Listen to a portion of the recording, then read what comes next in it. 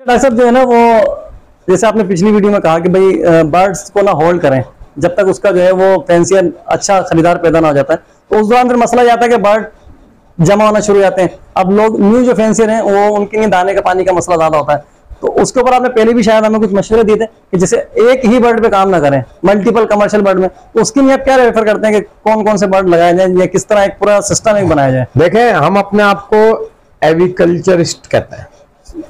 पहले इसकी भी डेफिनेशन डॉक्टर साहब बहुत बता देना, अक्सर लोगों को पता ही नहीं है। एविकल्चर जो है वो साइंस को कहते हैं जिसके अंदर हम लोग एक एवियरी के अंदर, एवियरी में मल्टीपल किस्म के बर्ड्स पालते हैं। इसमें जो केज बर्ड हैं, ग्राउंड बर्ड हैं, ठीक है ना, और बहुत सारी स्पीशीज जो कैप्टिविटी के अंदर पाली जाती है, यानी कि पालतू जानवरों की अफजाइश नस्ल को हम एविकल्चर कहते हैं। सही। अब हम अपने आप को एविकल्चरिस्ट कहते हैं, तो हम उस बुनियाद के ऊपर मल्टीपल किस्म की स्पीशीज पे ब्रीड कराते हैं। इसमें कॉकटेल है, लवबर्ड है, जावा है, डव है, बजरीगर है, और फिर उनकी भी सब क्लासेस हैं। यानी बजरीगर के अंदर एग्जीबिशन बजरीगर है, क्रस बजरीगर है, होगोरोमो बजरीगर है, फिर उनमें भी फर्दर कलर है। सही। तो हम मल्टीपल टास्क पे जब चल रहे होते हैं तो होता क्या है कि मार्केट के अंदर एक ट्रेंड चल रहा होता है। क्या ट्रेंड चल गया जी? लवबर्ड को फरोग दिया जाए। सही। लवबर्ड के ऊपर लोग वीडियोस बना रहे हैं, इन्वेस्टमेंट आ रही है, लोग अपनी भारी सरमायाकारी से उसके फॉर्म बना रहे हैं। फिर क्या होता है, एक ट्रेंड आया था कि नहीं भाई अब इस पे ज्यादा काम हो गया, अब वो पॉकेट खाली रह गया। क्या जी? जावा बिल्कुल शॉर्ट हो गई है और वो मिलती नहीं है। नए शौकीन जब जोड़े मांग रहे होते हैं, मार्केट में जावा पे काम ही नहीं किया था 2, 3, 4, 5 साल, तो सारी इंडस्ट्री वहीं लगी रही। सही। फिर जावा की तरफ तेजी आ जाती है। आपके सामने मिसाल है, लास्ट 3 साल की वीडियो आप इन सारे चैनलों पर उठा के देखें। मैंने लोगों को कहा था कि अशद जरूरत है इस वक्त जावा में मेहनत करने की और इसकी लाइन को मेंटेन करने की, क्योंकि जावा में एक प्रॉब्लम ये होती है, लोग 1-2 जोड़े लेते हैं, काबू में छोड़ते हैं, उन्हीं के इनब्रीड हो के जो है ना उनके 30-40 जोड़े बच जाते हैं। उसमें फिर फॉल्ट आना शुरू होता है कि उनके अंडों से बच्चे निकलना कम हो जाते हैं। बच्चे निकलते हैं तो कमजोर निकलते हैं, पंजे टेढ़े होना शुरू होते हैं, चोच कुबड़ी होनी शुरू होती है, और ये सारे प्रॉब्लम जो है ना उनकी नस्ल को खराब कर देता है और आगे उनकी जनरेशन ब्रीड करना बंद कर देती है, फिर वो खत्म हो जाती है। और इसकी एज भी इतनी ज्यादा नहीं होती, अंधी कहानी हो जाती है, ये नाखून बढ़ जाते हैं, कैल्शियम की डेफिशिएंसी से बहुत सारे फॉल्ट आ जाता है। तो यही सारी चीजें जो है ना रन करती हैं। अब इस वक्त देखें कहां जावा थी और कहां पहुंच गई। यही जो है पाइट डव पे था, जो वो बिल्कुल नीचे चली गई थी, लोगों ने उस पर काम करना छोड़ दिया, अब देखें उसके रेट कहां चले गए। सही। हर चीज का उतार और चढ़ाव आता है, क्योंकि पाकिस्तान इकोनॉमिकल हब है एग्रीकल्चर की प्रोडक्शन का। सही। पाकिस्तान पूरी दुनिया को बर्ड देता है, यहां से कुछ ममालिक में आता है, वहां से दूसरे ममालिकों में जाता है, तो डेफिनेटली कंटिन्यूस यहां से बर्ड एक्सपोर्ट होता है बाहर। तो हर वो चीज जो एक रेटों पे आके खड़ी होगी, फिर वो बाहर जाना शुरू हो जाएगी, फिर खाली हो जाएगी तो उसके रेट बढ़ जाएंगे। तो आपको मल्टीपलों के काम करना होता है, तब आपको फायदा होता है। एक चीज पे आप काम करेंगे और उसमें मार्केट की डिमांड या मार्केट का ट्रेंड कम हो गया तो आप भारी नुकसान का सामना कर सकते हैं, परेशान भी हो जाएंगे। बिल्कुल। तो डॉक्टर साहब थोड़ा सा हमारे न्यू फ्रेंड्स को ये भी बता दें कि बर्ड्स अब लगा लिए, जिसने भले लवबर्ड लगाए, जावा लगाई है, XYZ कोई भी मल्टीपल बर्ड उसने लगा लिए।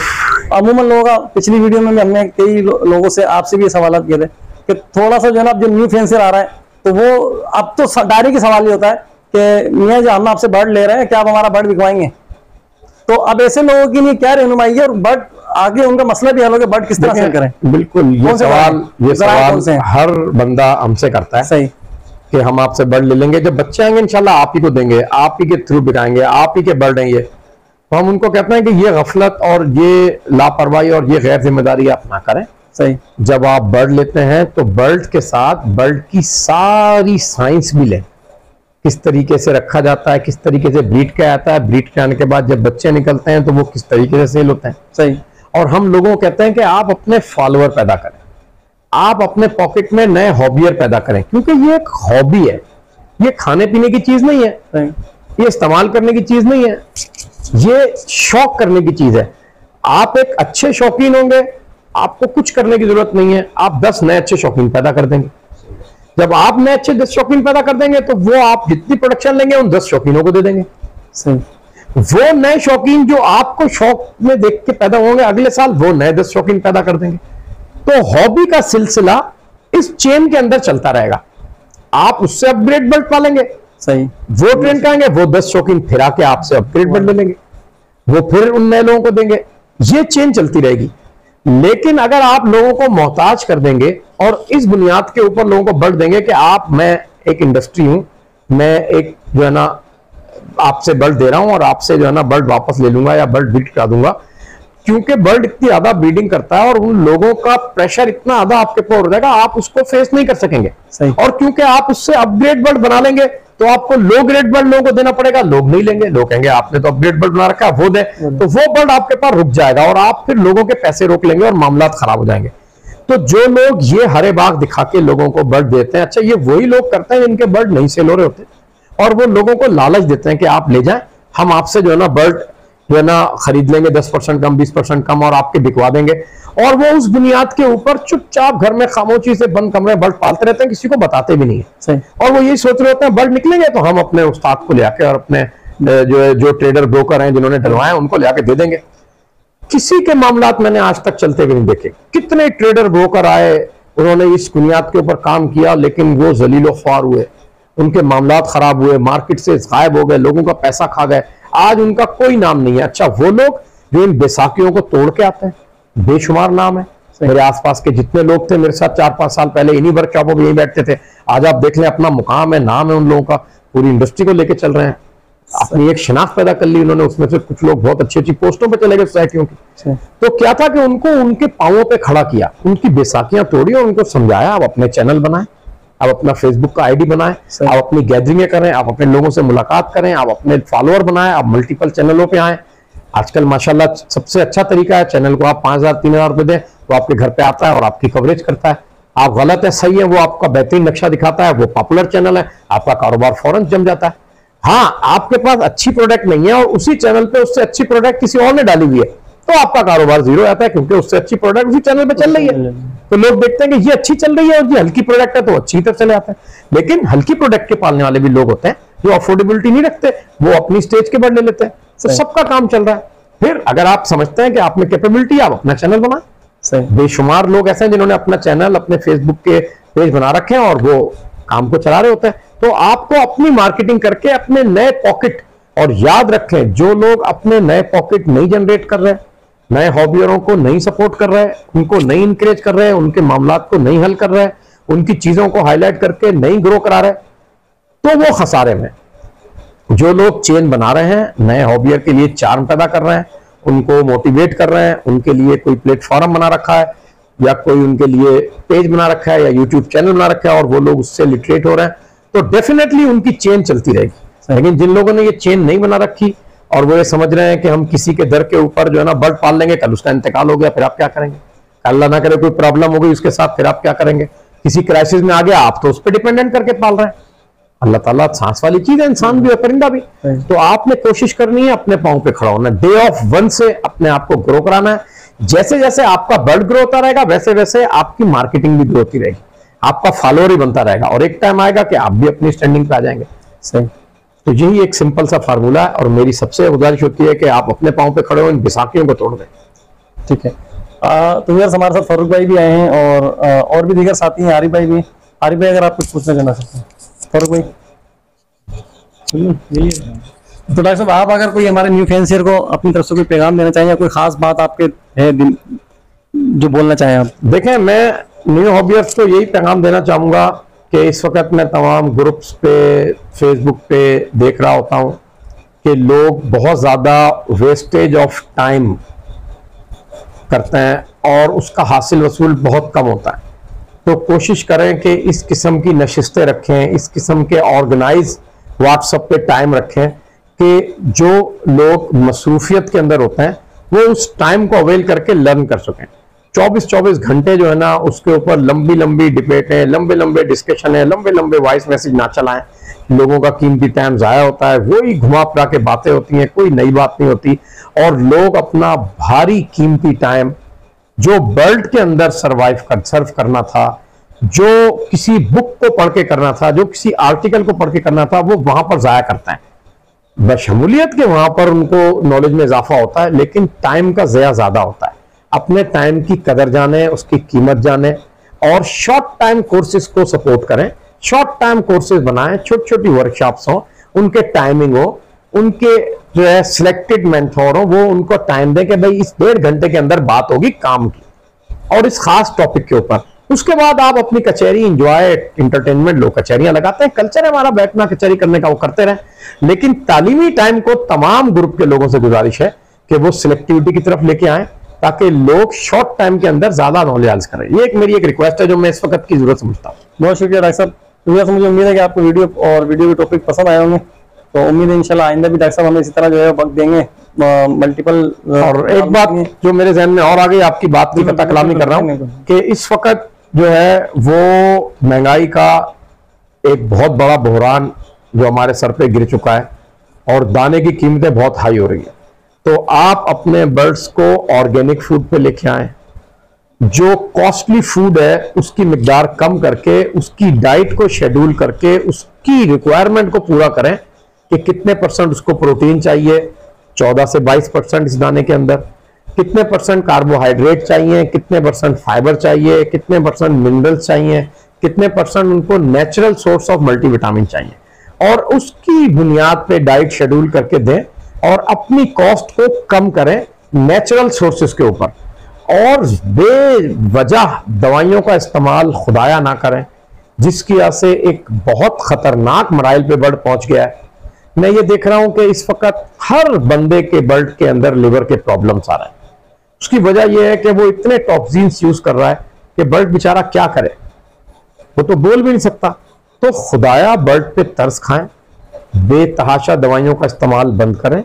जो बर्ड बीमार है या जो बर्ड ओल्ड है या कमजोर है, ठीक है, उसका हक बनता है कि आप उसको सपोर्टिव ट्रीटमेंट दें, लेकिन जो खुद ऑलरेडी एनर्जेटिक हेल्दी है और अपनी नेचुरल डाइट से सारी रिक्वायरमेंट बॉडी की पूरी कर रहा है, उसके लिवर के ऊपर एक्स्ट्रा डोजेस ना दें, जिसकी वजह से आए दिन कंप्लेन हम देख रहे होते हैं कि बर्ड कमजोर हो रहा है, सूखड़े में आ रहा है, सीप में आ रहा है, उसकी नेचुरल इम्यूनिटी को चैलेंज ना करें। तो ये मेरी एक रिक्वेस्ट थी। और ऑर्गेनिक फूड के अंदर मैं आपको बताऊं कि पाकिस्तान खुद कफील है। हमारे पास मकई है, बेहतरीन सोर्स ऑफ प्रोटीन है, हमारे पास सनफ्लावर है, हमारे पास भंग खुर्दम है, हमारे पास बाजरा है, हमारे पास अपनी जौ है, हमारे पास अपनी गंदुम है। तो आप अपनी चीजों को इस्तेमाल करके बर्ड को उस पर डालें, आहिस्ता आहिस्ता आहिस्ता आहिस्ता उनके मेदों को स्ट्रॉन्ग करें और उन चीजों पे ले आएं। और जो बाहर से दाने आते हैं जो बहुत महंगे होते जा रहे हैं, उनका इस्तेमाल कम करना शुरू करें। एकदम खत्म नहीं होता, आहिस्ता आहिस्ता कम करें, और उन चीजों का जिनकी कॉस्ट कम है, उनमें प्रोटीन ज्यादा है, और उनको इस्तेमाल करा के प्रोटीन की यूटिलाइजेशन करें। तो मैं समझता हूं आपकी कॉस्ट मैनेज हो जाएगी।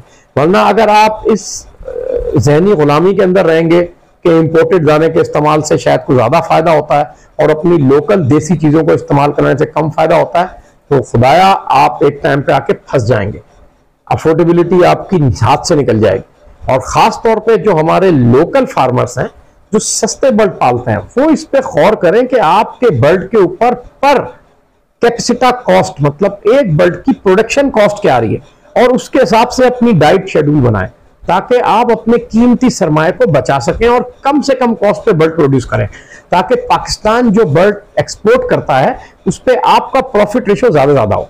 बस ये एक बात थी मेरी, बहुत टाइम ले लिया लोगों का, आदत खाएं, बात लंबी हो गई। बहुत शुक्रिया, माशाल्लाह। नहीं, नॉलेज की बात है, बात ये है कि यही बातें हैं जो अक्सर लोग जो है ना सुनने से महरूम रह जाते हैं, जिसकी वजह से वो मजीद जो है ना वो क्राइसिस का और मामला का शिकार होते हैं। मतलब एक बात छोटी सी और पूछूं वीडियो के एंड के अंदर, आपने भी इसे बताया कि पाकिस्तान जो है बर्ड एक्सपोर्ट कर रहा है। अभी तक न्यू फैंसियर न्यू हेवियर जो आ रहा है उसको सुनने में यही आता है कि इम्पोर्टेड बर्ड आ रहा है, इम्पोर्टेड बर्ड आ रहा है, इम्पोर्टेड बर्ड आ रहा है। तो इसकी छोटी सी वजूहत बताते हैं कि लोग तो ये समझते हैं सिर्फ इम्पोर्ट हो के आता है, एक्सपोर्ट नहीं होता बर्ड। अगर आप 5% या 3% इंपोर्ट करते हैं ना, 95% आप एक्सपोर्ट भी करते हैं। होता क्या है, इंपोर्ट एक्सपोर्ट का एक बैलेंसिंग चार्ट है। आपने एक ब्रीड 10 रुपीज की मंगाई, सही, अब आपको उसको पॉपुलेट करके 10 नंबर को 100 पे लेके जाना है तो 1 रुपीज कॉस्ट हो गई। एक रफली आइडिया बता रहा हूं, फूड का कॉस्ट आती है उस बच्चे सेल करके।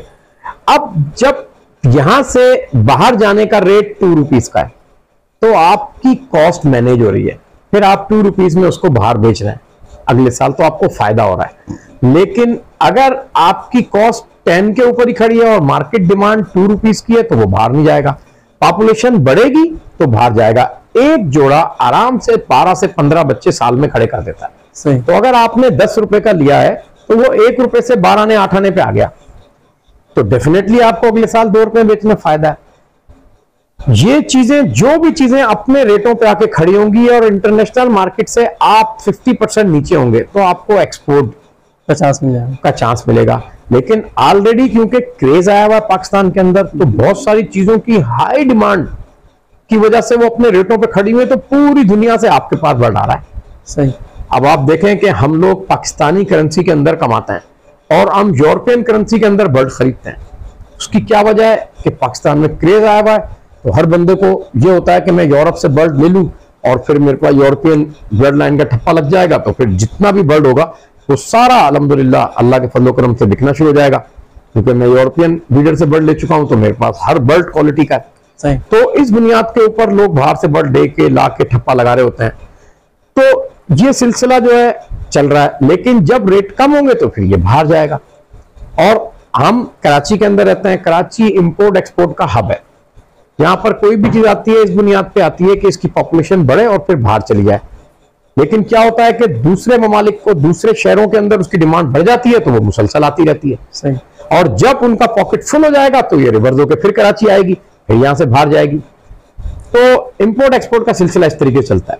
तो मतलब फ्यूचर प्लानिंग में आप ये समझते हैं कि नए फेंसर को हौसला मिलेगा, बर्ड्स का काम मुस्तकिल पीछे से भी चलता आ रहा है, आगे भी उम्मीद है कि मजीद। देखिए, हमने तो बर्ड लिए ही इसी बुनियाद पे थे कि अगर हमने 1000 या 1500 यूरो या 1500 डॉलर का बर्ड लिया था, तो ये थोड़ी सोचा था कि इतने का बेचेंगे। सही। हमने तो ये सोचा था कि इन चंद बर्डों की ब्रीड करा के हम 40, 50, 100 जोड़े बना लेंगे। सही। फिर उसके बाद जैसे हमारा फिशर जा रहा है 2000, 3000, 4000 जोड़ा, तो ये 5000 जोड़े में चला जाएगा, 10,000 जोड़े में चला जाएगा।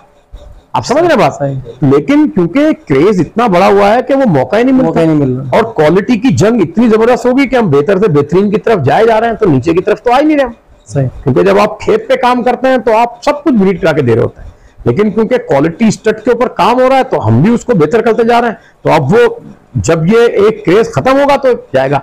यहाँ तो क्रेज आपको पता है हर साल इंडस्ट्री कहाँ खड़ी है। पहले लोग 40 थे, फिर 400 हुए, फिर 4000 हुए, 4 लाख हुए, अब 40 लाख पे पहुंच गई कहानी। तो अब हर चौथे घर के अंदर तो जो है ना, लोग बर्ड को फरोख दे रहे हैं, बजरी को फरोख दे रहे हैं, जावा को, डफ को। तो अब आप क्या पूरा मुल्क की कॉटेज इंडस्ट्री में कन्वर्ट हो रहा है। तो आने वाले वक्त में ये इकोनॉमिकल हब होगा एग्रीकल्चर का। अब हमारी गवर्नमेंट को जो हम प्लान बना के दे रहे हैं, जो मैंने प्रपोजल बना के दिया था 10 साल हो गए, तो क्योंकि हमारे लोगों में इंकरेजमेंट नहीं है, मैंने कहा था खीरसर नेशनल पार्क का पूरा टुकड़ा आप एग्रीकल्चर इसको दे दें और यहाँ 1-2 एकड़ के फार्म उनको दे के यहाँ लगा दें फार्मिंग। ना गैस, बिजली, पानी कुछ नहीं चाहिए फार्मर को, वो खुद सोलर प्लेटें लगाएंगे और अपना पानी निकालेंगे, जमीन के नीचे पानी है, और अब डैम का बहुत बड़ा पानी है, और वो सिलसिला चलेगा उनका, और वो अपनी स्टोरेज करेंगे। और आप सिर्फ रास्ते रोडे बना दें, बनी हुई है, थोड़े से मेंटेन कर दें, सिक्योरिटी सिस्टम हाई अलर्ट कर दें कैमरे में लगा के। आजकल तो बहुत आसान है सब कुछ करना, ऑपरेशन रोड का ही है ना, 24 घंटे लाइट करके रोड क्लियर कर दे, बाकी मामला खुद हो जाएंगे। तो चल चेक पोस्टें बन जाएंगी, सिक्योरिटी टाइट हो जाएगी। तो ये 5-10 साल सब्सिडी पे अगर दे दिया तो पूरी दुनिया पे कमांड कर लेगा पाकिस्तान, क्योंकि कराची दुनिया के उस एक्वेटर में आता है जो all of the year best है बर्ड्स की लाइफ के लिए और ब्रीडिंग के लिए, और मैक्सिमम टाइम नेचुरल वेदर में बर्ड्स को मिलता है।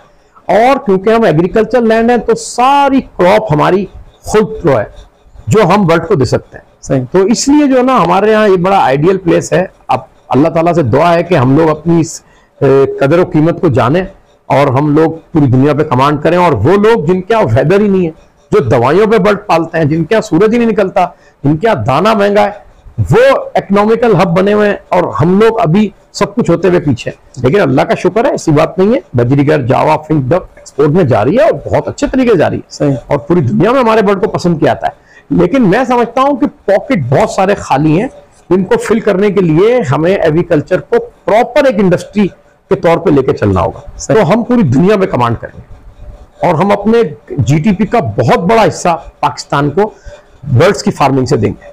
सही। चलना ऐसा, बहुत शुक्रिया। उम्मीद है कि आपको वीडियो पसंद आई होगी। तो नेक्स्ट वीडियो तक के लिए आप इजाज़त चाहते हैं। अल्लाह ताला हमें और आपको दोनों जाएंगे भलाइयाँ नसीब फरमाए और हमें खूब अच्छे और सच्चाई के साथ जो है वो बर्ड फार्मिंग और बर्ड के काम करने की तौफीक अता फरमाए। मिलते हैं नेक्स्ट वीडियो में। अल्लाह हाफ़िज़।